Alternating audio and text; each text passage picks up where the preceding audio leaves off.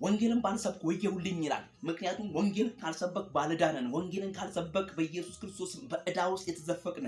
ይሄንን ወንጌል ምንሰብከው ሞኞች ሆነን አይደለም። ይሄንን ወንጌል ምንሰብከው ቂሎች ፋራዎች ሆነን አይደለም። ይሄንን ወንጌል ምንሰብከው አላዋቂዎች ሆነን አይደለም ምንሰብከው። ምክንያቱም ይሄንን ወንጌል ስንሰብክ የሚሰማን ስሜት አለ፣ ጀግንነት ይሰማናል። ይሄንን ወንጌል ስንሰብክ የሚሰማን ስሜት አለ፣ ከዕዳ ነፃ እንደመሆን ይሰማናል።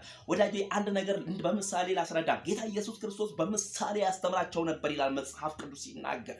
ብዙውን ጊዜ የሰውን ዕዳ የወሰደ ወይም የሰውን ብድር የወሰደ ወይም ከባንክ ብድር የወሰደ ብድሩን ሲከፍል እንዲህ አይነት ስሜት ይሰማል የሚል ስሜት ይሰማዋል። ምክንያቱም መቅለል የሚባል ነገር አለ። ቀሎት ወይም ደግሞ ከዚያ ከሸክሙ ከጉበጠበት ካስጨነቀው አእምሮውን ሰውነቱን ከራስ ፀጉሩ እስከ እግር ጥፍሩ ድረስ ካስጨነቀው ከዕዳው እንደተላቀቀ አይነት ስሜት ይሰማዋል።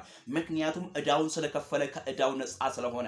ስለዚህ መጽሐፍ ቅዱስ ሲናገር እንደዚህ ይላል፣ ወንጌልን ባልሰብክ ወየውልኝ ይላል። እኔ እንደዚህ አይነት ስሜት ይሰማኛል። ይህን ወንጌል ሳልሰብክ ስቀር የዕዳነት ስሜት የባለዕዳነት ስሜት ይሰማኛል። ዕዳ እንዳለበት ሰው ዕዳውን እንዳልከፈለ ያውም የእግዚአብሔርን ዕዳ እንዳልከፈለ አይነት ስሜት ይሰማኛል። የእግዚአብሔርን ነገር ቅጥፍ አድርጎ እንደበላ አይነት ስሜት ይሰማኛል። የእግዚአብሔርን ነገር እንደሸመጠጥ አይነት ስሜት ይሰማኛል።